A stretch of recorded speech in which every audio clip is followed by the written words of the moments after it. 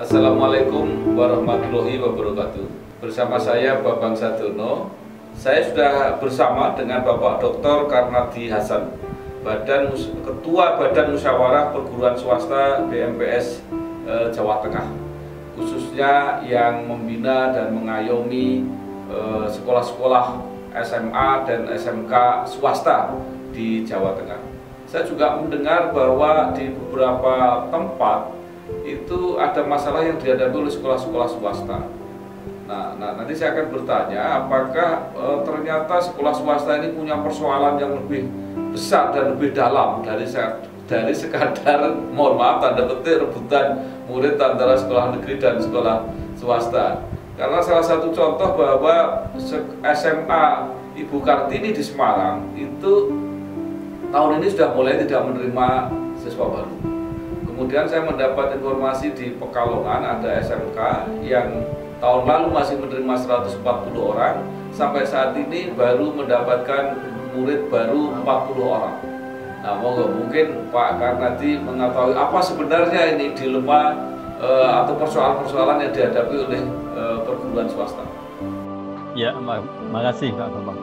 Jadi problem sekolah swasta itu sebenarnya ada pada antara lain satu, manajemen pengelolaannya, yang kedua manajemen pembiayaan, gitu ya, yang ketiga adalah ada pada kekuatan penyelenggara itu sendiri. Pada aspek yang pertama, pengelolaan misalnya, maka sekolah swasta itu sebenarnya kan lahir dari sebuah perjuangan yang sangat besar dari tokoh-tokoh pencetusnya Pak Bambang. Dari aspek ini biasanya mereka memulai itu kan dengan berbagai model dan cara untuk menghimpun kekuatan itu sehingga lahir sekolah swasta itu. Lalu dikembangkan, kemudian setelah dikembangkan, dikuatkan sekolah itu sehingga lahir sekolah-sekolah yang membanggakan sesuai harapan kita.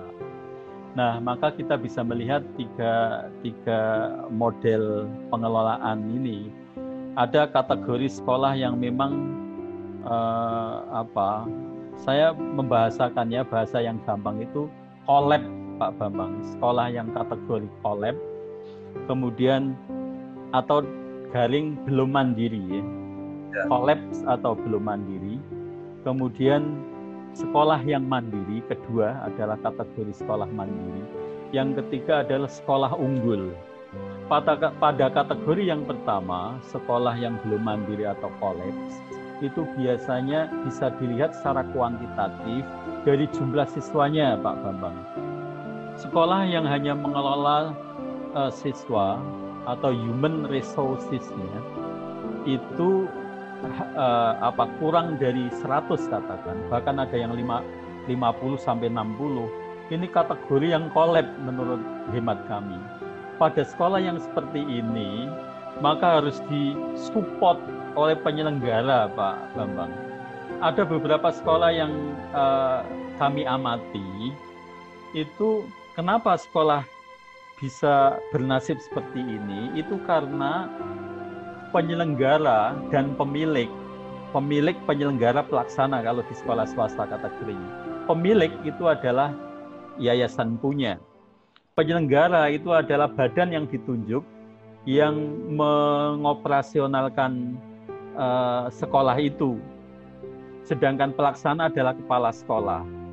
Sehingga gambarannya begini, pemilik atau yayasan, penyelenggara itu adalah majelis atau lembaga yang ditugasi, diberi kewenangan mengelola sekolah, sedangkan pelaksana itu adalah kepala sekolah itu sendiri.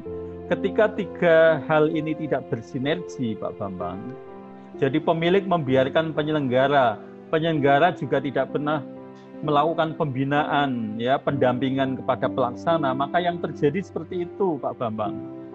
Jadi sekolah ini masuk dalam kategori la yamutu wa la yahya. Jadi hidup enggan, mati pun tak mau, tapi ingin hidup terus. inilah yang sekarang sedang ramai dibicarakan oleh kalangan pemerhati pendidikan, bahkan pengambil kebijakan juga akan melakukan kebijakan penutupan sekolah, Pak Bambang, yang tadi saya sampaikan. Jika mungkin diukur ya dari standar pelayanan pendidikan minimal, kalau 2-3 tahun berturut-turut itu semakin surut, maka penyelenggara ya harus berhitung juga. Sementara merintisnya juga susah, ternyata merawat juga tambah susah. Maka di sini perlu ada pemecahan bagaimana pemerintah sebagai pengambil kebijakan dengan yayasan ini bisa berdialog. Bisa juga diperlakukan 2 pendekatan tadi yang saya katakan, pendekatan top down atau bottom up. Nah, yang kedua, sekolah yang kategori mandiri, Pak Bambang. Pada kategori yang kedua, sekolah mandiri itu biasanya sekolah yang jumlah siswanya itu kira-kira 250 siswa ke atas. Itu bisa masuk kategori mandiri. Kalau di bawah itu belum mandiri. Apalagi di bawah 100, Pak Bambang bisa menghitung. Biaya operasional pendidikan Pak Bambang itu besar. Biaya alat tulis menulis, biaya kebersihan, perawatan, gaji guru, maintenance-nya yang lain. Bayangkan kalau siswa kurang dari 100 itu berat.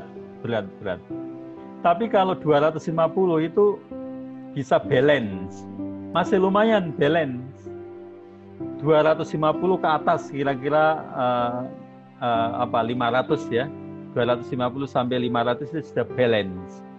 Pembiayaan maupun kegiatan operasionalnya. Nah, yang kita harapkan itu adalah sekolah yang unggul dari di atas mandiri. Belum mandiri dan unggul. Nah, sekolah yang unggul itu mereka yang punya siswa di atas 800, Pak Bambang.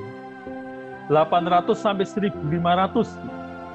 Kategori seperti ini itu walaupun pemerintah mengeluarkan kebijakan seperti ini, Pak, tentang nota dinas yang terkait dengan optimalisasi akses layanan pendidikan di sekolah negeri, tidak bergeming, mereka tenang-tenang saja. Karena apa? Daya dukung dari stakeholder itu sudah mapan. Mereka memilih sekolah itu karena memang satu unggul. Jadi kualitasnya, mutu lulusannya, mutu gurunya, proses pembelajarannya, maupun manajemen sekolahnya, kita lihat 4 ini sudah settle, sudah oke, sudah memberikan jaminan harapan bagi pengguna pendidikan. Nah, yang pertama itu yang tadi kategori kolab atau belum mandiri, di mana siswanya kurang dari 100, maka yang seperti ini memang kita harus berpikir bersama. Nah, kami sebagai penyelenggara sekolah swasta juga tidak bisa kemudian menjudgment ya. Tapi yang jelas kita mencari kira-kira faktor penyebabnya apa itu. Nah, kita urai satu-satu. Dan beberapa pengalaman yang kami lakukan, Pak Bambang, sekali lagi, kata kuncinya Pak Bambang, bagi sekolah yang kategori belum mandiri atau kolaps dalam bahasa saya, yang kurang familiar ini, itu sebenarnya kata kuncinya top leadernya, Pak, top manajemennya, kepala sekolahnya. Saya rasa kepala sekolah yang tidak punya spirit untuk mengubah dinamika sekolah yang ingin menginspirasi, dalam hemat saya harus diganti, Pak. Dan kami sudah mencoba itu. Bayangkan kasus di Adiwerna, saya ceritakan mumpung masih ingat. Kemarin tanggal 11 hari Sabtu saya melakukan pembinaan di sana. Itu ada sekolah, Pak Bambang, siswanya hanya 56. Sekarang ini tambah 120. Itu artinya ada pergerakan, Pak Bambang. Kata kuncinya adalah ganti kepala sekolah, tentu kepala sekolah yang punya visi ke depan dan punya jejaring yang memadai. Ternyata kepala sekolah ini punya jejaring dengan lembaga pendidikan Jepang, lembaga pendidikan vokasi, kemudian memiliki jejaring dengan SMK-SMK favorit, yang itu semua memberi support dan memberi jalan keluar. Bagaimana cara membangun komunikasi, membangun kekuatan, yang itu kemudian ternyata berdampak pada itu dukungan stakeholder pada sekolah yang hampir mati itu.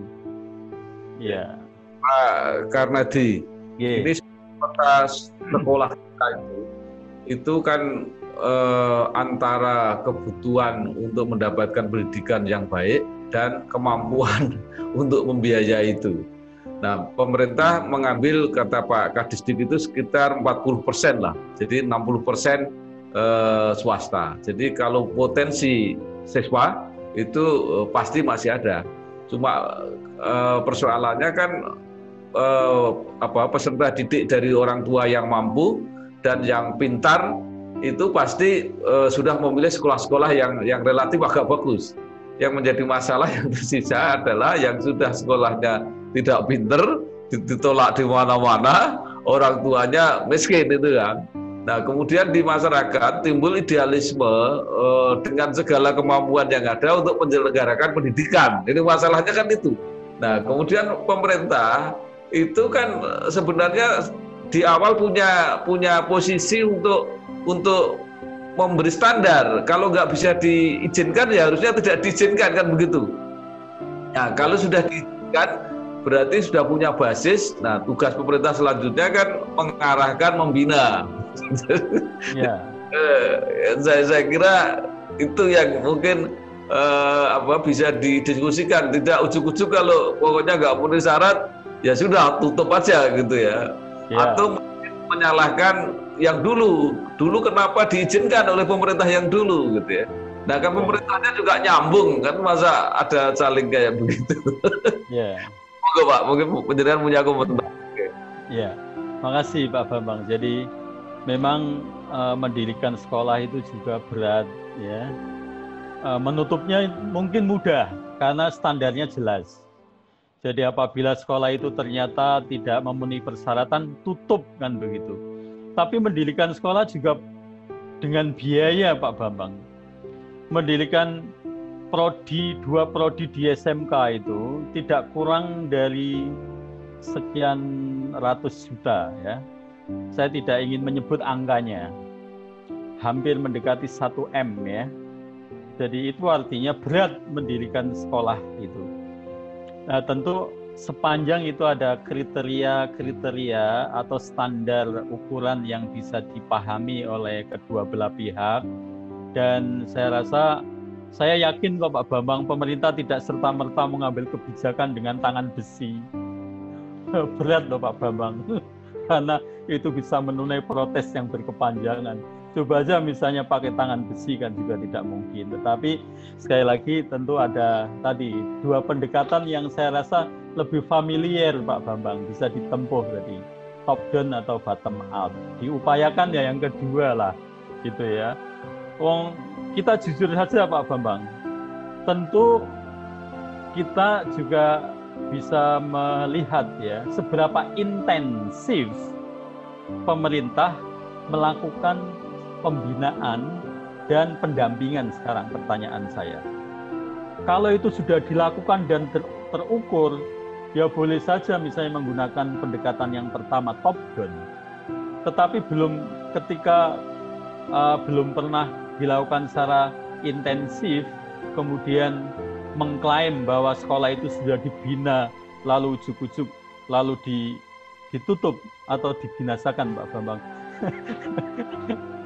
Tentu tidak fair dalam konteks ini. Sekali lagi, kami penyelenggara swasta tetap mengkritisi dan siap untuk diajak dialog. Apapun langkah-langkah pemerintah, kami tetap menjunjung tinggi Pak Bambang sebagai penyelenggara pendidikan. Tidak mungkin dong kami protes sendiri karena tidak ada reaksi. Kan begitu. Kenapa kami bereaksi? Itu karena akumulasi Pak Bambang. Akumulasi persoalan-persoalan yang menumpuk sehingga kami bereaksi. Nah, tentu saja harapannya ya, ajaklah kami dialog jika memang ada beberapa sekolah yang dilihat dari standar pelayanan minimal maupun standar mutu tidak mungkin lagi untuk diteruskan, misalnya begitu. Oke, saya kira sekolah swasta dengan segala kekurangannya harus diterima sebagai partisipasi masyarakat untuk membantu negara dalam bidang pendidikan. Ada pertimbangan rasio ya, ketika swasta itu menyelenggarakan kegiatan pembelajaran di sekolah ya. Jadi berapa guru yang dibutuhkan dari sekian siswa yang ada. Tentu hitungan-hitungan itu swasta lebih jeli Pak Bambang.